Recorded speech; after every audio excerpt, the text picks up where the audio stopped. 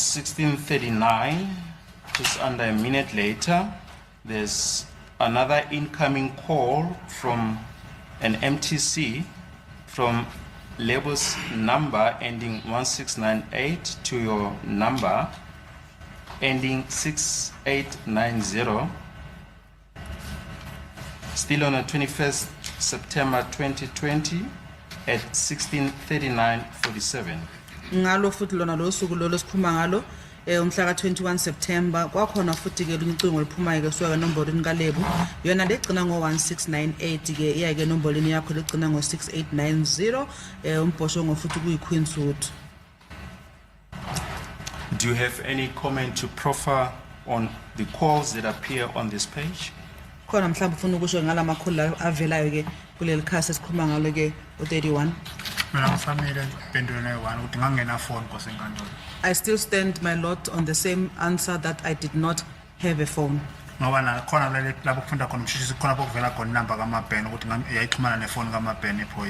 on the same page where the prosecutor is reading, there is also a place where it shows that my number with my Bena's number.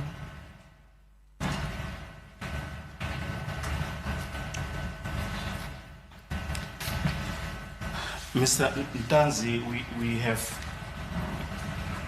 posited to you that there are 1,718 calls between your number and Label's number. You've indicated that Label's number 0726191698 was not on your phone book annexure 3, is that correct?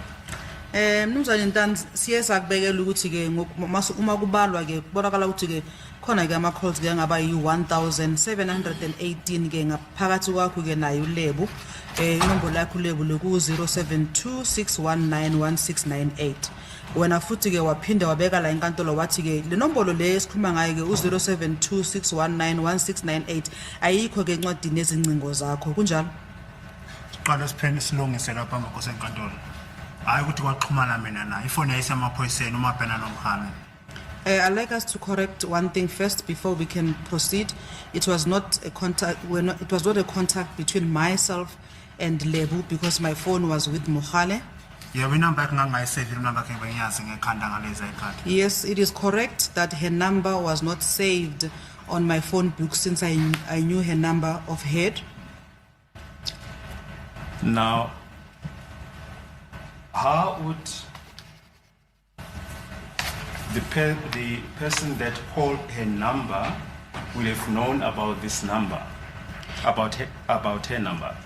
Manje ke lo muntu le umfonelile yena uLebu wazenjani ngenamba yakhe le uLebu? If it was not on your phone book. Uma ngabe ke le nombolo le kaLebu le u0726191698 ibingekho ke encwadini yakho ezingcini. Angithi le number la uLebogile bayifonela ngitayibone online angithi ku WhatsApp no Facebook efuna ukwazi ukuthi ngikuphi njengomuntu engihambe phambi kwakhe. This Lebogile will call my number because she will see that I was live on Facebook and she wanted to know where I was. Sikhumbule futhi phambi kwakho enkantolo ukuthi mangiboshwa mina wamtshela ngalutho amaphoyisa ukuthi ngiyami njengomuntu wayekhona endlini. And I like us also to recall that when I was arrested, the police officers did not tell her anything of where they are taking me to, and she was present. She was at home. Manje unelungelo ukuthi afonele inombolo yangu ngoba inombolo yami uyayibona ivule. Fanele ayifonele abuze ukuthi kwenzakalani. Unelungelo. She has the right to call my number since she can see that my number does go through, and she has the right to call to find out of my whereabouts. Okwesibili la doctor lo wasephukeni lo doctor ngawe uyasibhedlela inamba yakhe ibhaliwe la. Amaphoyisa ngenza ukuthi inamba yakhe bese yazi ukuthi ibhaliwe leli phepha eliphambi kwakhe Dr. Hloko. And also in reference to Dr. Hlope, the one in Phuke, Hlokwe, sorry, yes. In reference to the number of Dr. Hlokwe, the one who is in Phuke, his number or her number is also written here. The police officials saw it. It's Label's number, the only number that is not on your phone book. Manje ke inombolo kaLebu Lebu phela ke engekho ke encwadini yakho ezingcingo. akusiyo kuphela mina It's not- angithi ngiphendule khoti atsangibuze nalega 333 egcineni ayikho efonela ibhaliwe phela No, it's not only Lebo's number that does not appear on my Facebook. I was just answering to what you were asking me. And just to add, even this other number that ends with 3332 is not on my contact book. But once again, Ms. Ntanzi, to come back to the original question, if Lebo's number is not on your phone book, the person who called her number, how would that caller have known about Lebo's number? Mnumzane Ntanzi, masiphinde futhi sibuyele futhi kulo mbuzo lo bobuzo wona eqaleni. Uma ngabe ke inombolo le kaLebo ke ayikho ke encwadini yakho yezingcingo. Lo muntu lo obefonela uLebo ke uyaze kanjani number le ukuthi kaLebo? lento simple phambi kosenkantolo uma uthola imisikole efonela umuntu uyayifonela ubuyele kuya ngithi This thing is simple, my lord. If you find a missed call on the line, you'll return back the call. nawe nje uphambi kosenkantolo mangaringi ifoni yakho ngenamba ongayazi ma ikhoti iphuma uyathatha ifoni uyayifonela lo number ufuna ukuzwa ukuthi ubani lo muntu. And also, as you are standing before the court now, if you receive a call with a number that is unknown to you, after the court adjourns, you will now call back the same number that called you.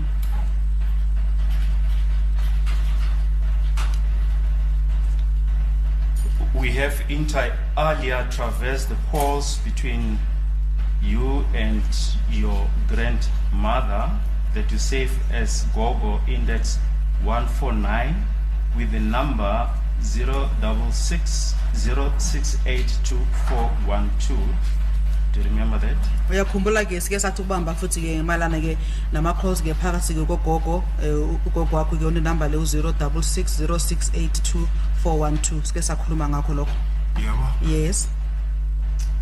We traverse calls amounting to 33 calls between the period 26 June 2020 and 11 November 2020 between your number and Gogo's number. Futhi ke sachaza futhi abeka ukuthi ke sathola ke kungamakhola ngaba u33 wonke mawahlangene kusukela inkathini ke u26 June ngo2020 kuzokuba u11 November ngo2020 ukwamakhola ke phakathi kwakho ke naye ugogo. not phakathi kwami Not ngiyangaba ukuthi phakathi kwami not between myself, ngoba mina ifoni ngihlola na ngo June 16 mangiboshwa because the last time I had the phone was on the 16th of June. Yes, we're saying between Gogo's number and your number. Osithi ke ngaphakathi kwenombolo kagogo nenombolo yakho. yebo ngiyakuzwa Yes, I can hear you. And we are busy going through calls between you and your mother. We've indicated that they are in the order of 95 calls Okwamanje from the period 20 June 2020 to 21 September 2020. The number, your mother's number is 079069666750 and your number 06090168890. We traversing the calls between your number and your mother's number. futhi ke sikhuluma ke ngama calls ke wangaphakathi kwenombolo yakho le evela ku 0790696750 nenombolo kama wakho ke u0609016890 wonke mawahlangene ngaba 95 sukela ngenkathi ke u20 June 2020 no 21 September 2020. yebo ngiyazwa Yes, I can hear you. Now, Mr. Ntanzi, are you suggesting that a strange caller was calling your grandmother, Lebo, as well as your mother? Is that what you say? Mnumzane Ntanzi uchaza ukuthi ke umuntu ke ongaziwa ke uyena owafonela ugogo waphinda wafonela ke uLebo waphinda wafonela futhi noma wakho.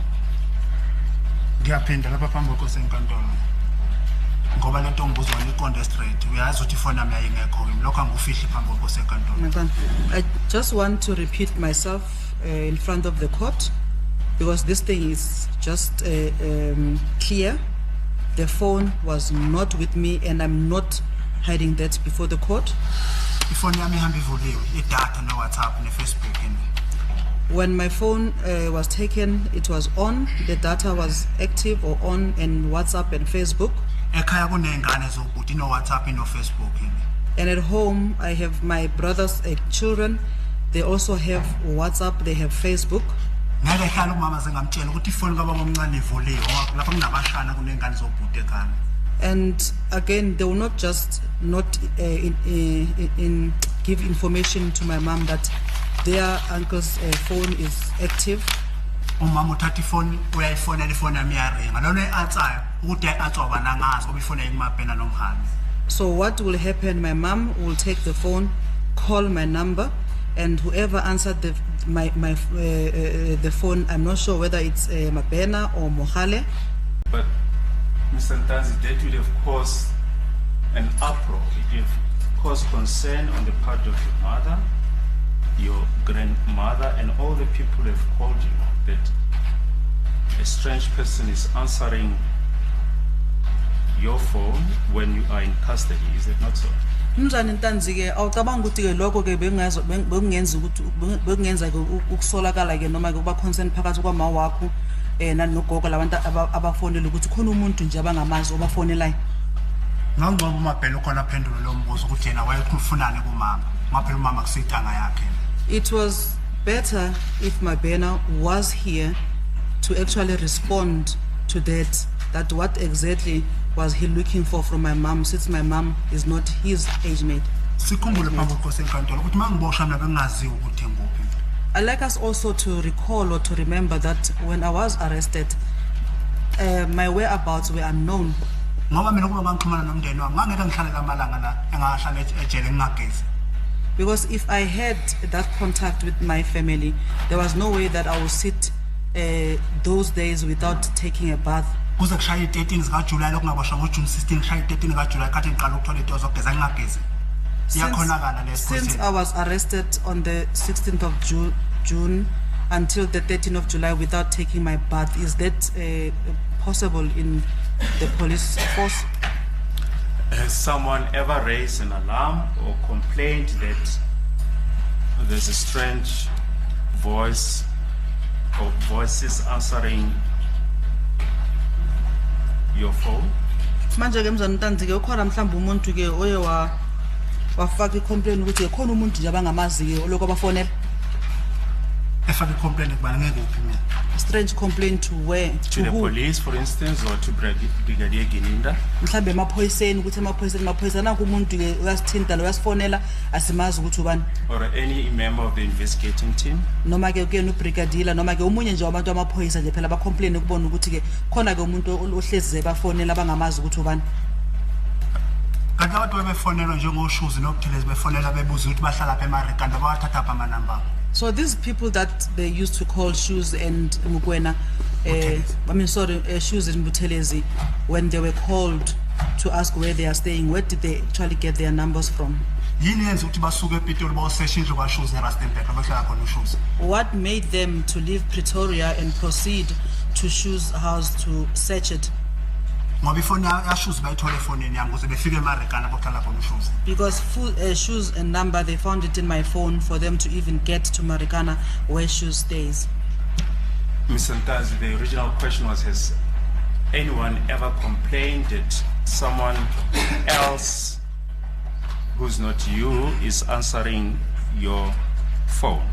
Mnumzane Ntanzi ke umbuzo ke usamile ukuthi ke ukhona ke mhlambe ke umuntu ke owaza abanesikhalazo ukuthi khona umuntu nje ungasuwena obafonelayo. Bazosiletha kanjani isikhalazo mina ifoni yami ngayazi nami ngayazi ukuthi ifoni yami kubani ngimabheni noma kumhani kwamina ngangaxhumani nomndeni wami. How will they bring a complaint if I myself didn't know where my phone is at that time? Uthoma bhena nomhani wenzana? Ifoni yami yayikubo. Abezokhuluma ngizotshela abantu nomuntu ofonela ifoni yami. And my banner was not, I mean my phone was not with me, it was my banner, it was with Mabena and Mohane. So how would they have come to complain? Okunye lapha mboko senkantolo ekumqoka la fela ukuvezela. Ngisephukeke nge19. Ugininda ukhona. Maka. On the 19th, I'm at Pukeng, and Gininda is also around, ifoni yami khona ephukeni and my phone is also at Pukeng. imukela ama-SMS It received SMSs, mina ngifasiwe izandla and I'm handcuffed. ukini into engavuma iphoyisa ekhulu ukuthi ngibe nefoni ngiyiphethe ekwayiteni ifoni You think Gininda would have allowed that I have my phone in my pocket?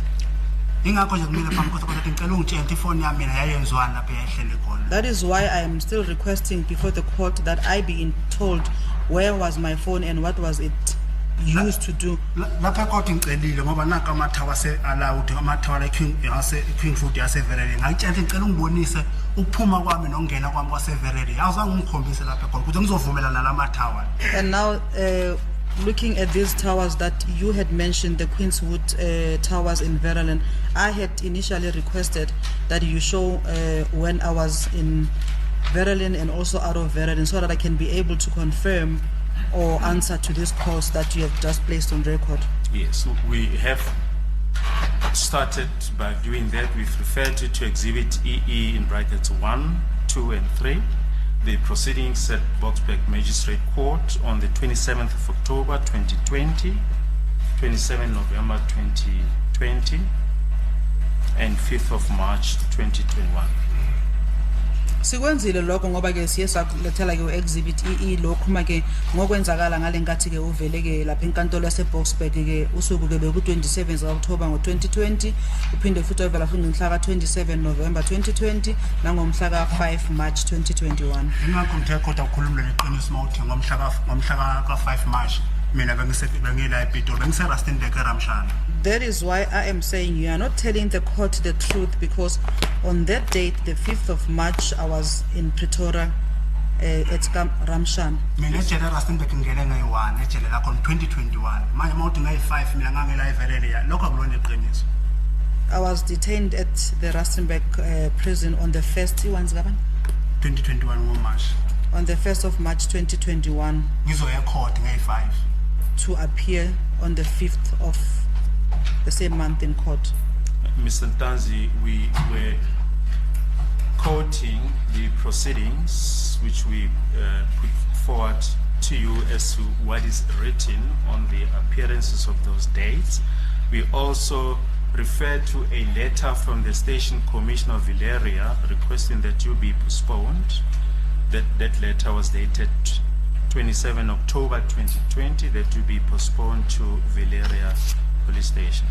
Ibesukubekala nje Mntanzi ukuthi ke ngokwenzakala ngalenkathi ke uzovela enkantolo saphinde futhi sakhombisa futhi ke lencwadi ke bephuma ku station commander wase Valeria ngalenkathi icela ukuthi ke icala lakho ke lihlehliswe ke elihlehlisele khona lapha eValeria.